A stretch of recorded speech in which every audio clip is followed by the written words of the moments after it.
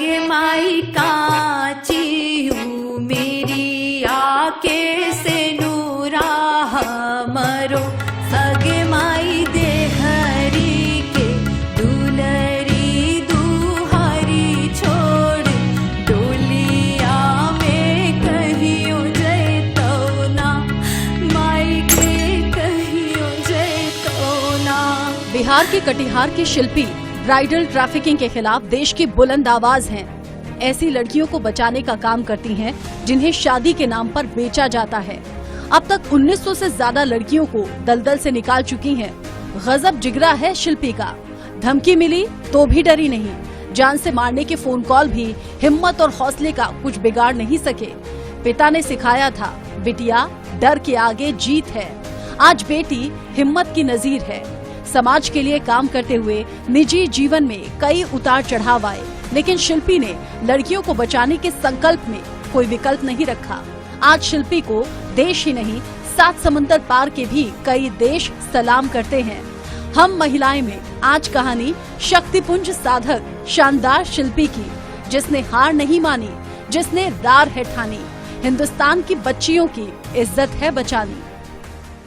Human trafficking आपने सुना होगा, लेकिन ब्राइडल ट्रैफिकिंग के नाम पर कैसे बच्चियों को बेचा जाता है और ये सिलसिला आगे बढ़ता चला जाता है। बच्चियां एक बार नहीं, 2 बार नहीं, 3, 4, 5 न जाने कितनी बार बेची जाती हैं। लेकिन ऐसी बच्चियों की मदद के लिए आगे आती हैं शिल्पी सिंह, जो आज हम महिलाएं की मेहमान हैं।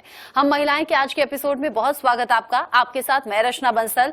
बिना वक्त गवाए हम यहाँ स्वागत करेंगे शिल्पी सिंह जी का, जो कि आज हमारी खास मेहमान है। शिल्पी जी, आप बहुत अच्छा काम कर रही हैं, आपका बहुत स्वागत। और मुझे उम्मीद है कि आज हम महिलाएं के दर्शकों के लिए आप बड़ा संदेश भी देंगी और बड़ी प्रेरणा भी साबित होंगी।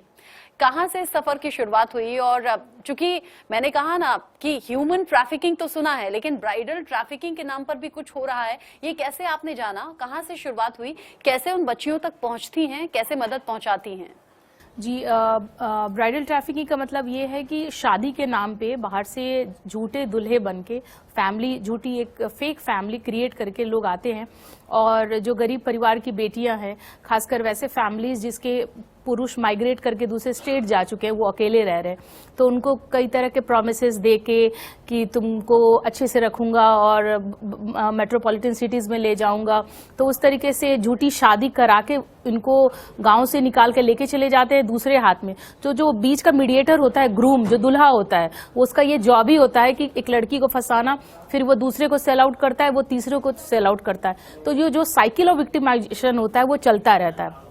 जब ये लड़कियां वापस आती है तो कम्युनिटी इसको एक्सेप्ट करने के लिए तैयार नहीं होता है, क्योंकि साउथ एशियन कंट्रीज में कहते हैं ना कि एक बार डोली निकल गई तो अर्थी ही निकलनी चाहिए। तो ये कॉन्सेप्ट अभी भी है। कैसे है? खुद से अगर कई बार भाग के वापस आती है, उन्हें मैं कहती हूँ कि हजारों ऐसी बेटियां हैं जो शायद वापस नहीं आए, बट कुछ ऐसी खुशनसीब है जिन्हें ये मौका मिलता है, वो वापस आती हैं। वापस आती है तो उन्हें वो समाज एक्सेप्ट नहीं करता, एक्सेप्टेंस नहीं देता। तो हम जैसे लोग, हम जैसे संगठन उसके साथ खड़े रहते हैं। आज हजारों लड़कियां हैं जिसको हम लोगों ने काउंसलिंग किया है, सीड मनी दिया है। आज वो as a hawker, as a vendor, as a local intrapreneur के रूप में एस्टैब्लिश है। शिल्पी, बहुत ज्यादा खतरा होता होगा। कैसे किसी को झूठी शादी में फंसाना, फिर आगे ले जाकर बेच देना, फिर दोबारा फिर तिबारा इन्हें बच्चियों को आगे बेचते रहना, उनकी जिंदगी के साथ खिलवाड़ करना, जो ये कर रहे होंगे तो बहुत बड़ा रैकेट होगा, बहुत ज्यादा सक्रिय होगा जी। क्या कभी लगा नहीं कि जान को खतरा होगा, या फिर कभी कोई ऐसा खतरनाक स्थिति से सामना हुआ? कई बार ये एक ऑर्गेनाइज्ड क्राइम है, अनऑर्गेनाइज्ड क्राइम कह सकते हैं। एक स्ट्रॉन्ग सिंडिकेट है जिसमें पैसे का बहुत बड़ा खेल है। एक वन नाइट ब्राइड करके एक मूवी मैंने बनाई, बिहार की पहली मूवी है, आप जरूर देखें, हमारे भूमिका बिहार के यूट्यूब चैनल पे है, जो हमने बताया कि किस तरीके से लड़कियों को फंसा के ले जाते हैं। और मैंने मंडप से लड़कियों को रेस्क्यू किया है। तो आप सोच लीजिए कि विवाह को हमारी संस्कृति और सभ्यता समझी जाती है। मेरे लिए कितना मुश्किल होता है उस समय उस माँ बाप को समझाना कि आपकी बेटी की झूठी शादी हो रही है, क्योंकि हम बेटियों को तो जन्मजात बोझ समझते हैं और सोचते हैं कि शादी करके पल्ला झाड़ो, बोझ को कैसे शिफ्ट करना है, इस सोच के साथ माँ बाप परवरिश करते हैं बच्चियों की। तो उनके इस सोच का फायदा वैसे दलाल उठाते हैं। और जब मैं वैसे दलालों के खिलाफ जाती हूँ, वैसे शादियों के खिलाफ जाती हूँ, तो मल्टीपल टाइम्स थ्रेट कॉल्स मिले हैं, मैसेज के द्वारा थ्रेट किया गया है, कॉल करके थ्रेट किया गया है कि किडनैप कर लिया जाएगा, उठा दिया जाएगा।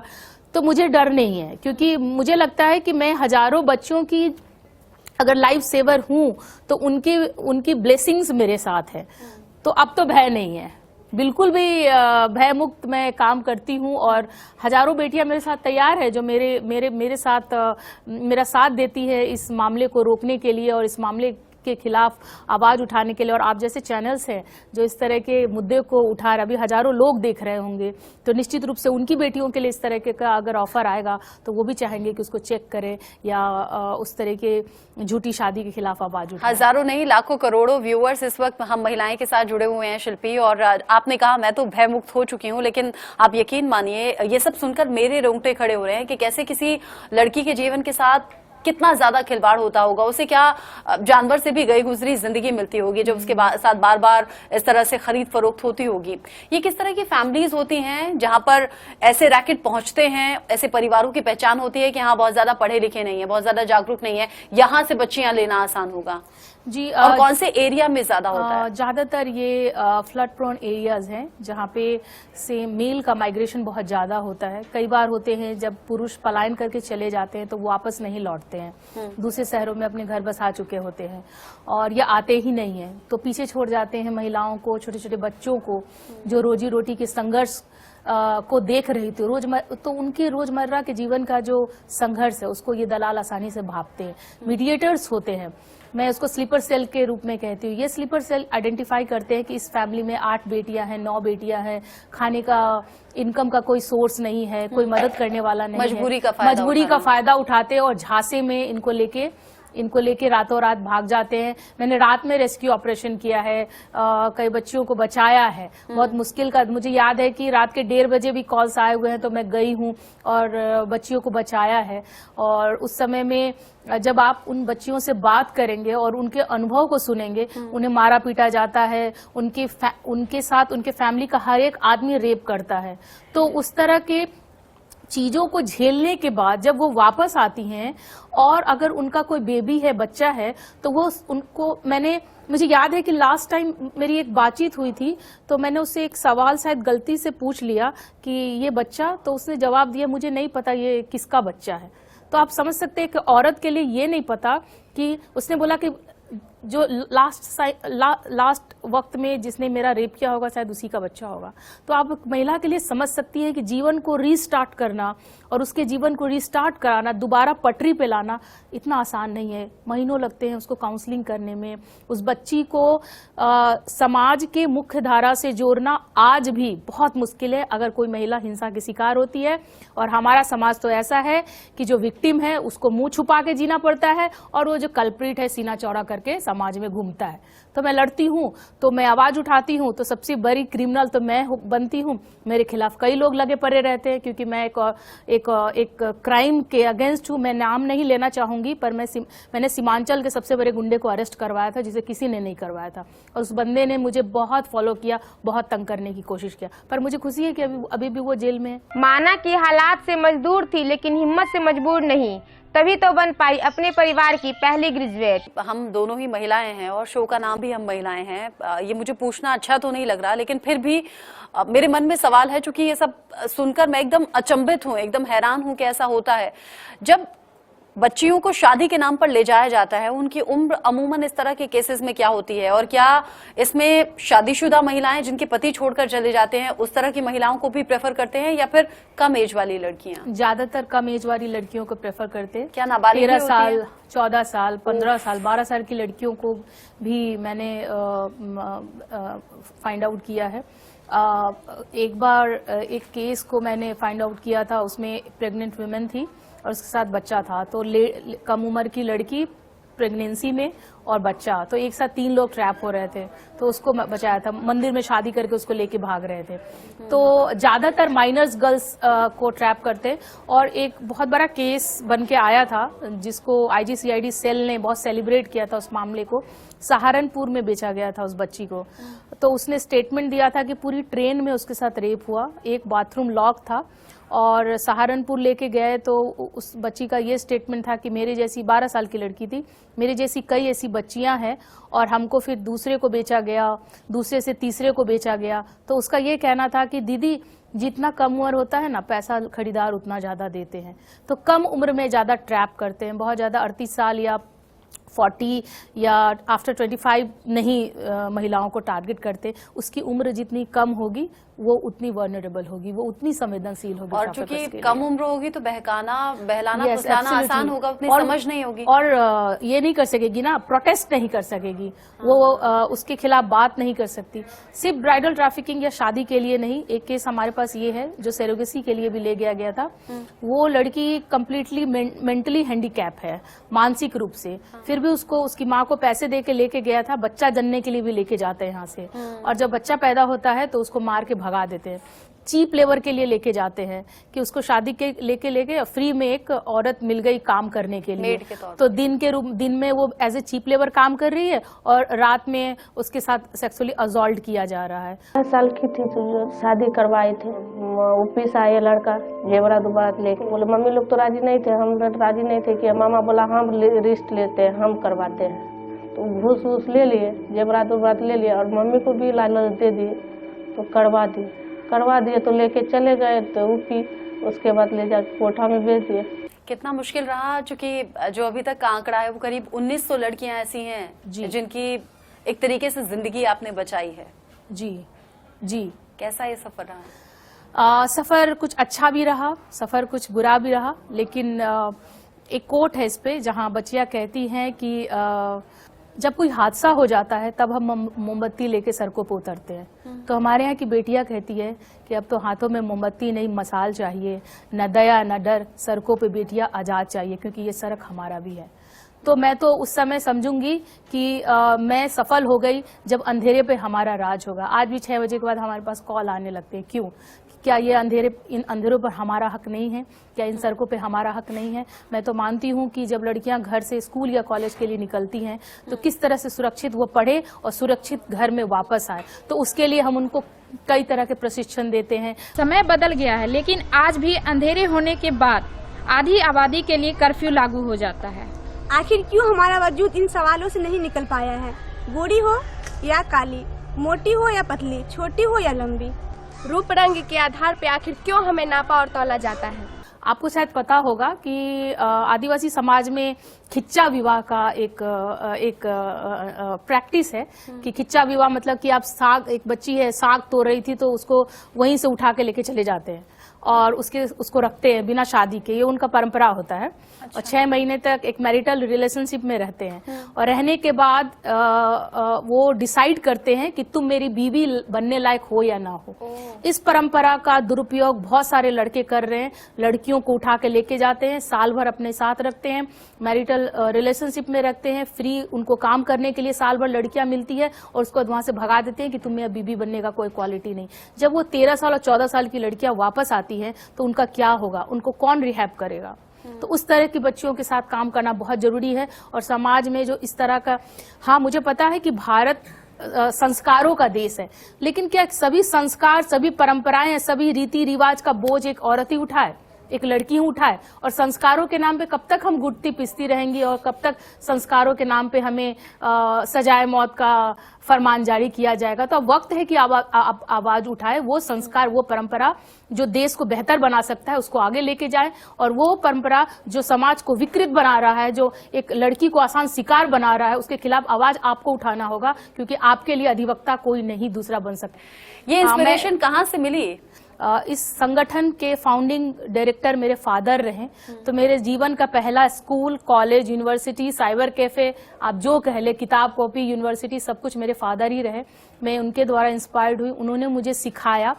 किसी भी बेटी के जीवन में पिता उसका पहला मर्द होता है जो उसको सिखाता है कि दहलीज के पार, जब तुम दहलीज को पार करोगी तो हजारों मर्दों से तुम कैसे लड़ सकोगी। तो हर बेटी के जीवन में अगर वो पिता उसको एक सच्चा सिपाही अगर बना दे तो वो अपने जीवन की लड़ाई लड़ लेगी। मैं अभी करोड़ों पिता से ये गुजारिश करना चाहूंगी कि आप अपनी बेटियों को कम नहीं आके और उन्हें इस बात का ताना मत दे कि खाना नहीं बनाना सीखोगी तो दूसरे के घर में गाली सुनाओगी। आप उसे सिपाही बनाए ना, वो बाकी की जिंदगी जी देगी। हजारों करोड़ रुपया दहेज के लिए है, चंद रुपये शिक्षा के लिए नहीं है। आप शिक्षा पे उसे खर्चा कीजिए। मैं तो कहती हूँ कि आप शिक्षित कीजिए, सक्षम खुद हो जाएगी और सरकार सुरक्षित कर ही रही है। तो शिक्षित, सक्षम, सुरक्षित बनाने का जो सफर है बेटियों का, उसकी पहली शुरुआत परिवार से होती है। परिवार वो पहला ट्रेनिंग स्कूल होता है जहां लड़कियों को तैयार करता है कि आपको कैसे जाना है। तो मेरे इंस्पिरेशन, मेरे पर्सनल इंस्पिरेशन मेरे फादर है, नो डाउट। मैं आज जीवन में जो कुछ भी हूँ, मेरा अपना एक नाम है, मेरा एक वजूद है, मेरा एक अस्तित्व है, वो मेरे फादर की वजह से है। उन्होंने ही मुझे सिखाया है, सब कुछ सिखाया है। जब इतना खतरा मोल लेती हैं शिल्पी, जब धमकी भरे कॉल भी आते हैं, जब खतरनाक परिस्थितियों में रहती हैं, पर्सनल लाइफ डिस्टर्ब नहीं होती? मैरिड लाइफ किस तरीके से प्रभावित होती है? पहले एक बात और मैं कहूंगी, क्योंकि करोड़ों लड़कियां भी देख रही होंगी, मैं जरूर कहना चाहूंगी कि तुम्हें पता है तुम वायलेंस की शिकार क्यों होती हो? क्योंकि तुम खुद अपने आप को सबसे पहले कम आती हो। तुम ही वो हो, तुम्हारे अंदर का वो व्यक्ति, कमजोर व्यक्ति जो बैठा हुआ, वो एक्सक्यूज देता है कि तुम कमजोर हो। तुम कोमल हो, तुम कमजोर हो, ये पहले एक्सक्यूज तुम देती हो। इसलिए तुम अपने अंदर जो चोर बैठा हुआ है उसको मारो कि ना तुम कोमल हो, ना तुम कमजोर हो, तुम सुंदर हो, ये तुम्हारा बनने का हक है, पर ये कोमल होना कमजोरी की निशानी नहीं है। तो उसको जिस दिन अपने दिल से डिलीट करके हटा दोगी, तो वैसा कोई पोस्ट नहीं है, वैसा कोई सिचुएशन नहीं है, वैसा कोई ऑनर नहीं है जिसको तुम पा नहीं सकोगी। आपके सवाल का जवाब, निश्चित रूप से ऐसी कई महिलाएं होंगी जहां आप अपने समाज में अपनी एक जब वजूद बनाने की कोशिश करती हैं तो आपके जो पर्सनल लाइफ होते हैं वो डिस्टर्ब होते हैं। मैं खुले मंच पे इन बातों को नहीं रखना चाहूँगी, लेकिन ये जरूर मैं कहना चाहूँगी कि ये अनुभव देखा है कि जब एक पुरुष एक महिला से लड़ नहीं पाता है, सक नहीं पाता है, तो उसको सबसे पहले कैरेक्टरलेस बनाता है। क्योंकि अगर आप किसी महिला को डाउन करना चाहते हैं ना, उसको कैरेक्टरलेस बना दीजिए। चाहे वो महिला साक्षर हो या निरक्षर हो, अगर वो दहलीज पार कर रही है तो उसकी लड़ाई प्रतिदिन की है। प्रतिदिन हजारों निगाह उस पर टिके हुए हैं देखने के लिए और उसके कदमों को रोकने के लिए। लेकिन मुझे इन सबसे, अब मैं इन सबसे बहुत पीछे हो गई। मुझे कोई फर्क नहीं पड़ता कि मेरे बारे में लोग क्या सोचते हैं, मेरे बारे में लोग क्या बात करते हैं। कई लोग मुझे बोलते हैं कि ये बच्चा छोड़ के घूमते रहती है, बच्चे पे ध्यान नहीं देती है। तो मैं ये कहती हूँ कि एक बच्चे के लिए हजारों बच्चों को तो देख रही हूँ, तो उन सारे हजारों बच्चों की ब्लेसिंग उसको पड़ेगी और वो समझेगा डेफिनेटली। जब वो बड़ा होगा वो जरूर समझेगा। और वो बॉय है और मैं कोशिश करूंगी, मैं कोशिश करती हूँ और सभी महिलाओं को रिक्वेस्ट भी करती हूँ कि हर मदर अपने घर के बेटे को, अगर एक बेटा को वो सही बना देना तो न जाने हजारों रेप केसेस रुक जाएगी। तो हर माँ अपने बेटे की परवरिश उस तरीके से दे कि जब वो बड़ा हो तो ना ईव टीजिंग करे ना रेप करे। तो आप घर की हर महिलाएं कहीं ना कहीं, जरूरी नहीं है कि आप इसी सेक्टर में आके आप उस तरह के काम कर सकते हैं। एक साधारण सी महिला भी इस देश को सपोर्ट करने में, हमारे राष्ट्र को सपोर्ट करने में एक सिपाही का रोल निभा सकती है। उसका पहला प्रथम कर्तव्य ये है कि अगर आपने अपने बेटे को जना है तो उसको आप महिला के खिलाफ नहीं बनाएं, उसकी सहयोगी बनाएं। दूसरी बात एक और करना चाहूंगी, आज भी मेंटर के रूप में कई पुरुष मेरे ऑफिस में है, मेरे ऑफिस में पुरुष ही काम करते हैं और मैं उनको जानबूझ के इस प्रोजेक्ट में इन्वॉल्व किए रहती हूँ ताकि वो दिन भर महिलाओं के मुद्दे को पढ़ें, तो कम से कम जब घर को वापस जाएं तो उनके दिमाग में ये बातें रहें वो, और वो संवेदनशील बनाए। तो हमारी आपकी जिम्मेदारी भी है कि पुरुषों को साथ लेके चले। हिंदुस्तान में आपके काम की सराहना हो रही है, विदेशी जमीन पर भी आपकी तारीफ होती है। कहाँ कहाँ पहुंची आप? जहाँ मैंने कहा ना कि मुझे नहीं पता कि मेरे स्कूल और कॉलेज के सर्टिफिकेट्स कहाँ है। मैं जो कुछ भी हूँ इस काम की वजह से हूँ। पहला सफर कनाडा का रहा, कैनेडियन गवर्नमेंट ने स्पॉन्सरशिप दिया, फुल स्पॉन्सरशिप मिला और ह्यूमन राइट्स की पढ़ाई करने के लिए गई। There is a John Robert college in Montreal Canada, जहाँ पे पढ़ाई करने के लिए लाखों रुपए लगते हैं और फुल स्पॉन्सरशिप मिला, वहाँ पे पढ़ी। फिर नीदरलैंड में एक यूनिवर्सिटी है, हेग अकेडमी है, वहाँ गई।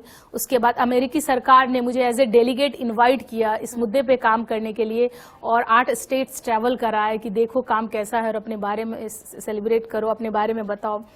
रिसेंटली अभी लंदन में न्यूज़पेपर है, थॉमसन राइटर फाउंडेशन, बहुत फेमस अखबार है, उसकी मैं फाइनलिस्ट रही हूँ स्टॉप स्लेवरी अवार्ड के अंतर्गत। और उन्होंने मुझे इनवाइट किया था उतने बड़े प्लेटफॉर्म पे और गई और अपने बारे में बताया। लेकिन पहली जर्नी जब कनाडा की थी और जब मुझे सर्टिफिकेट्स दिए जा रहे थे तो मुझे यकीन नहीं हो रहा था कि मेरा जन्म कटिहार के एक बहुत छोटे से कस्बे में हुआ और बहुत बड़े कॉलेज में, बहुत बड़ी यूनिवर्सिटी में नहीं गई। और मेरे पूरे हाथ कांप रहे थे डायरेक्टर से सर्टिफिकेट लेने में कि मैं अपने सपने को पूरा कर पा रही हूँ। तो आप जब कुछ देते हैं ना तो उससे कई गुना आपको मिलता है। तो समाज को दीजिए तो समाज आपको बहुत कुछ देगा। आप जो प्रकृति को देते हैं तो प्रकृति उसमें इंटरेस्ट जोड़ के आपको वापस करती है। तो जो कुछ भी मिला काम की वजह से मिला, लेकिन एक अफसोस जीवन में जरूर रहेगा कि इन सभी मुकाम को हासिल करने में कहीं न कहीं एक पर्सनल लाइफ बहुत पीछे छूटता हुआ दिख रहा है। तो वो मैं जब अकेले में बैठती हूँ, हाँ, बहुत कुछ पाने के लिए, एक फिल्मी डायलॉग है कि बहुत कुछ पाने के लिए बहुत कुछ खोना पड़ता है। तो आप लेकिन ठीक है, हर व्यक्ति अगर घर और समाज का सोचेगा तो समाज, हर व्यक्ति अगर अपने परिवार और अपना सोचेगा तो समाज का कौन सोचेगा। कोई तो सिपाही बनेगा। और जरूरी नहीं कि बॉर्डर पे जो लोग डेप्यूटेड रहे वही राष्ट्र की रक्षा के लिए काम करें। हम और आप भी सिपाही के रूप में काम कर सकते हैं।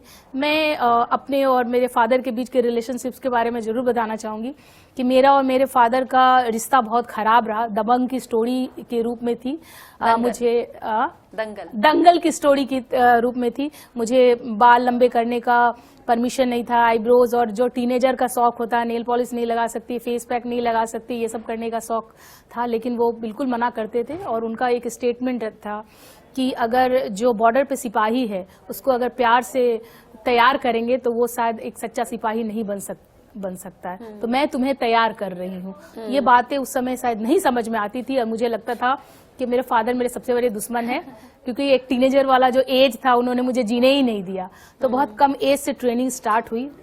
तो शायद आज मैं इतनी निडर निर्भय हूँ और कई गाना भी लिखती हूँ। अगर आप कहें तो एक लाइन, मेरी आवाज़ तो अच्छी नहीं है पर उस एक लाइन से मैं, एक बच्ची का गाना है जो बच्ची कह रही है कि किस तरीके से तुमने भाई को शिक्षा से जोड़ा और मुझे भाई की शिक्षा के लिए मुझे बेच दिया। अगर आप कहें तो मैं बिल्कुल, मेरी आवाज अच्छी नहीं है फिर भी मैं कोशिश करूंगी। आगे माई काची उमरिया के सिनुरा मारो संग बिसराई देते ना।